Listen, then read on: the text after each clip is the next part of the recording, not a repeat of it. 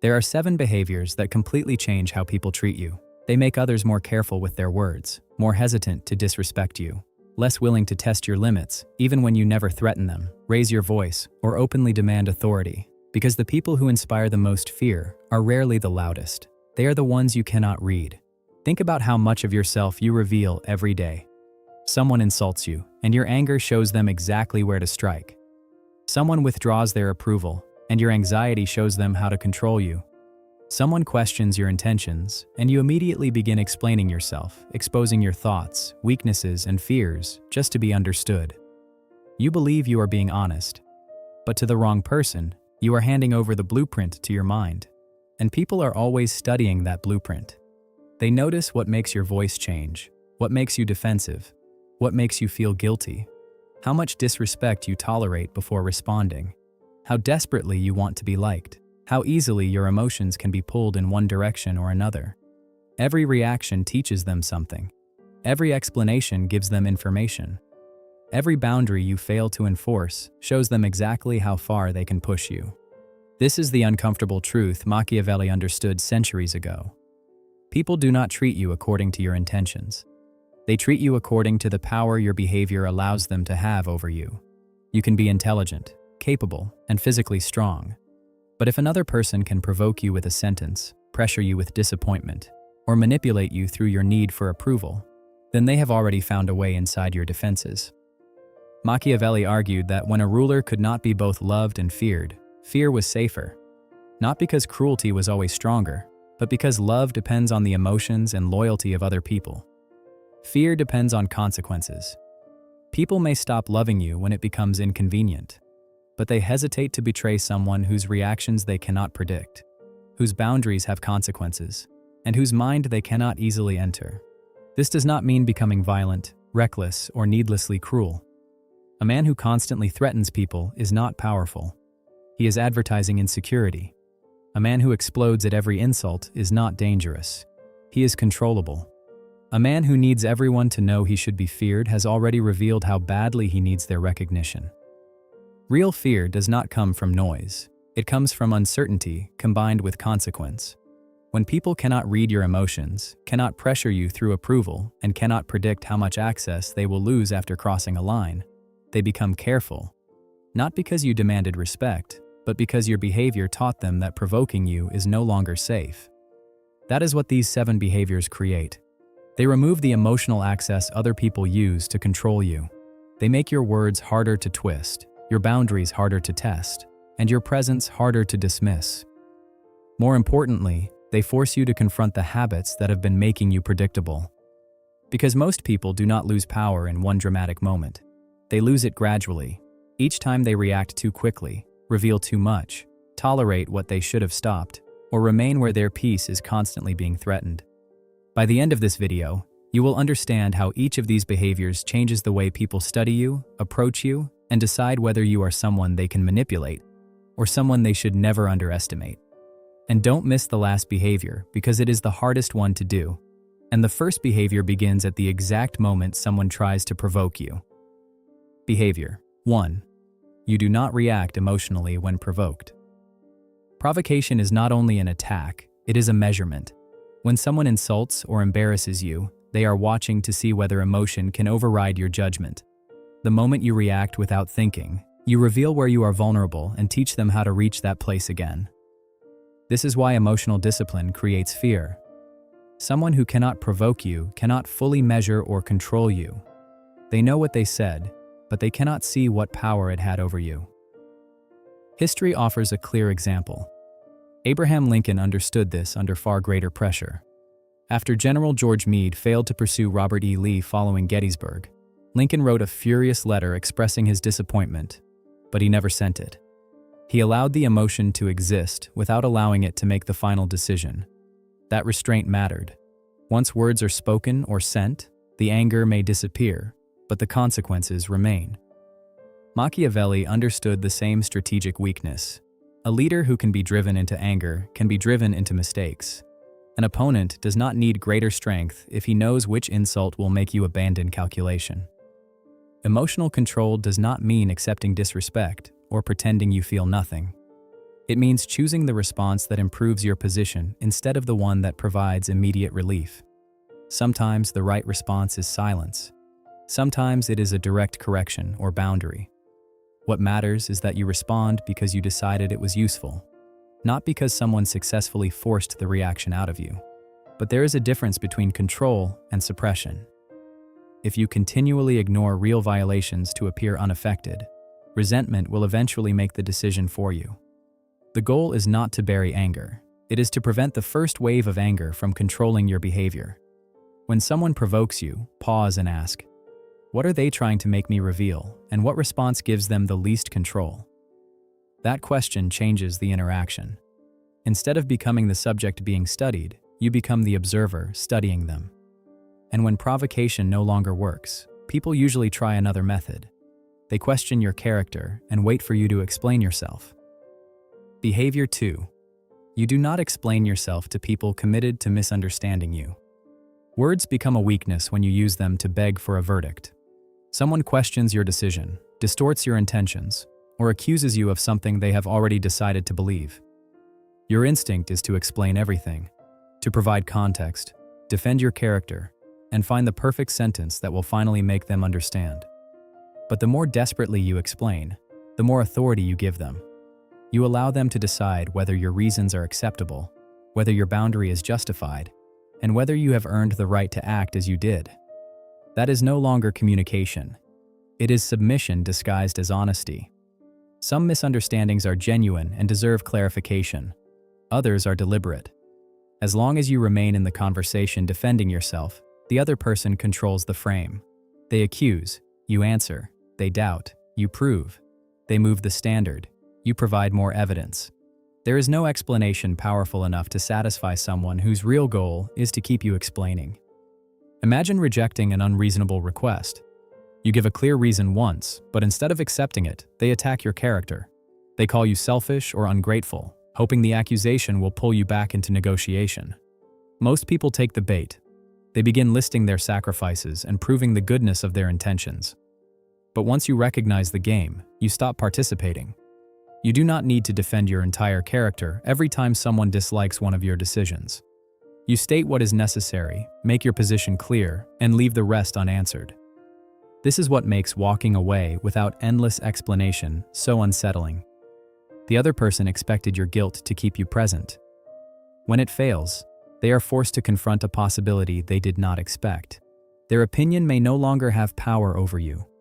Machiavelli understood that a ruler who allowed every voice to influence his judgment would lose authority. Advice could be considered, but the final decision had to remain his own. Otherwise, power belonged to whoever created the most pressure. The same principle applies to your life. You can listen without surrendering judgment. You can examine your behavior without handing someone control over your identity. And you can tolerate being misunderstood when correcting the misunderstanding would cost more than it resolves. For many people, that is harder than confrontation. They would rather remain trapped in an argument than allow someone to leave with an unfair impression of them. This makes them easy to control. All someone has to do is question their character and they return to defend it. The fear of being misunderstood becomes a leash. But refusing to explain everything does not mean avoiding accountability. Silence can also be cowardice. The distinction is simple. Clarification serves understanding. Over-explaining serves anxiety. If the other person is listening honestly, the conversation still has value. But when your words are repeatedly twisted and your character is placed on trial, continuing only teaches them that accusation is enough to hold your attention. Explain what deserves explanation. Correct what must be corrected. Then recognize when your words stop serving the truth and begin serving another person's control. Because once people realize they cannot trap you through accusation, they test whether your boundaries have consequences. Behavior 3. You set boundaries before people become comfortable crossing them. Disrespect rarely begins openly. It starts with a joke that goes too far, a request that becomes an expectation, or a tone you notice but choose to ignore. You stay silent to avoid making the situation uncomfortable. But your silence still communicates something. It tells the other person that your discomfort is not strong enough to create a consequence. Once they learn that, the line moves. What began as one small test becomes a pattern. This is how people discover what they can take from you. They push slightly, watch your response, and adjust. If interrupting you, pressuring you, or disrespecting you costs them nothing, they have no reason to stop. Your silence may feel like patience. To them, it can look like permission. That is why boundaries must appear early, while your judgment is still clear.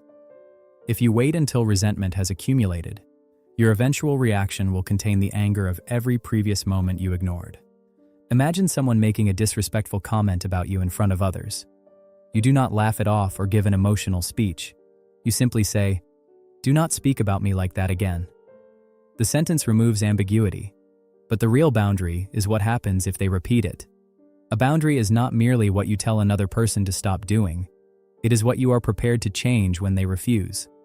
Machiavelli understood that warnings lose power when consequences never follow. Once people learn that your words are stronger than your actions, they stop taking both seriously. The same principle applies in ordinary relationships. If you repeatedly say, "This is the last time," but nothing changes, you teach people that your limits can be ignored. Calm, predictable consequences create more fear than anger because they show that your boundaries are not emotional threats. They are decisions. But boundaries can also become manipulation. Some people treat every disagreement as disrespect, withdraw to punish others, or use silence to create anxiety. That is not strength. It creates hatred rather than stable fear. A real boundary does not control another person. It defines what you will do if their behavior continues. They remain free to make their choice, but their choice determines how much access they keep. Ask yourself where resentment has been growing in your life. What behavior have you complained about repeatedly without answering it through action? What continues only because people have learned that your anger passes while your tolerance remains? Set the limit clearly. Give genuine mistakes room for correction. But when the same line is crossed knowingly, let your actions finish what your words began. Because once people learn that your boundaries are real, they stop testing you so openly. Then they look for a quieter way to gain access through what you reveal. Behavior 4. You speak less than necessary. The more people know about your inner world, the easier you become to predict. Most people reveal too much without realizing it. They announce plans, explain every decision, expose frustrations, and fill silence because it feels uncomfortable. They tell themselves, "If I explain enough, they will understand me." But not everyone is trying to understand you. Some are learning how to influence you. This is why restraint creates uncertainty. When you do not reveal every emotion, opinion, or intention, people cannot easily calculate your next move. You can see this in groups.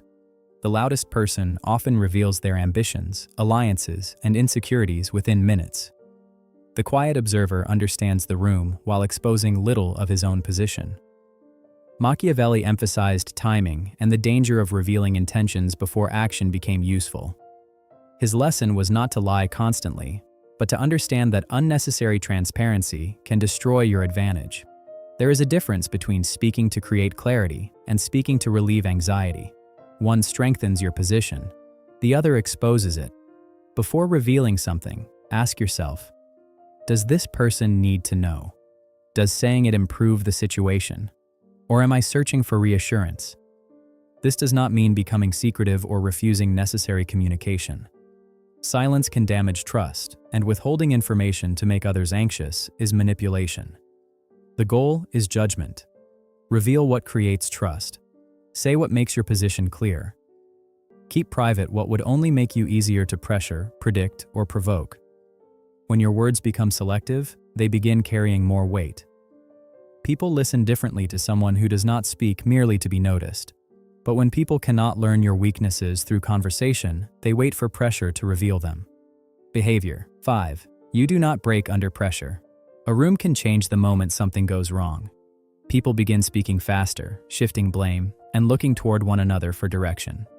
In that confusion, the person who remains composed immediately becomes more powerful, not because he knows every answer, but because chaos has not taken control of him. Pressure exposes what confidence usually hides. Many people appear strong while conditions favor them. But once they are challenged publicly, surrounded by staring eyes, or forced to make a difficult decision, Their need to escape discomfort replaces judgment. They rush their words, defend themselves too quickly, or make reckless choices simply to appear decisive. The person who slows down becomes difficult to intimidate. He separates what is known from what is assumed, controls his voice, and chooses the next useful action. His composure forces everyone else to adjust to his pace instead of pulling him into theirs. Machiavelli understood that power depends heavily on how a person behaves when fortune turns against him. Adversity cannot always be prevented, but panic makes its damage greater. A leader who loses command of himself during danger teaches everyone watching that his authority existed only while circumstances were easy. This is why calmness under pressure creates fear. It denies people the reaction they expected. Public attention cannot make you collapse. Urgency cannot make you careless. Their attempt to corner you only reveals that you can still think while they cannot. But composure is not pretending that nothing matters. Ignoring danger to appear fearless is stupidity, not strength. Real control means recognizing the seriousness of a situation without allowing its intensity to choose your behavior.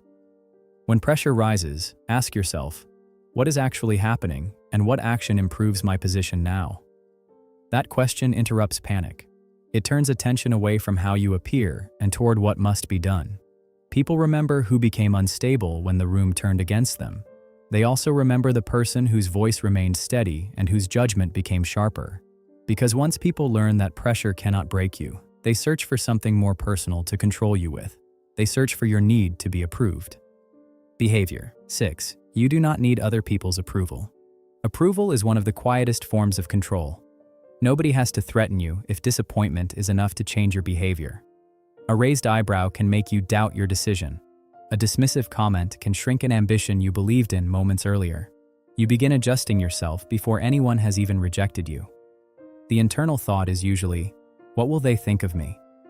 Once that question becomes more important than what you believe is right, other people no longer need direct power over you. Your need to remain accepted does the work for them. This is why independence unsettles people. Someone who does not require their praise cannot be easily rewarded, punished, or pressured through attention. Criticism may still affect him, but it does not automatically command him. Machiavelli warned rulers about flatterers because constant approval weakens judgment. A leader who depends on praise eventually hears only what protects his ego. But surrendering to disapproval is equally dangerous. In both cases, another person's reaction becomes more powerful than reality. The goal is not to ignore every opinion. That would turn independence into arrogance. The goal is to become selective. Does this person understand the decision they are judging? Have they earned influence through wisdom, loyalty, or experience? Are they warning you about a real weakness, or merely reacting because your choice no longer serves them? When approval is necessary, you cannot answer these questions honestly. You accept bad advice because rejecting it feels socially dangerous. You remain agreeable, predictable, and easy to redirect. But when your judgment no longer depends on applause, criticism becomes information rather than a command. You can listen without submitting. You can change your mind without feeling defeated. And you can continue alone when the objection reveals nothing worth following. This creates a different kind of fear. People realize that withholding praise will not make you chase them. Their doubt will not automatically become your doubt. They cannot threaten you with rejection if you are willing to lose acceptance before losing yourself. But this must not become a performance of indifference. Constantly announcing that you need nobody still reveals a need to be seen as independent. Real independence is quieter. It does not insult others, reject useful advice, or pretend connection has no value. It simply refuses to purchase belonging with self-betrayal. Ask yourself which decision you are postponing because someone may disapprove. If their approval disappeared completely, would the decision still appear wrong, or merely more frightening? The answer reveals whether you are following judgment or permission. Because the person who no longer needs approval becomes difficult to control. And once people realize they cannot keep you through praise or rejection, only one question remains. Are you actually willing to leave? Behavior. 7. You are willing to walk away. Every boundary becomes meaningless if people know you will never leave.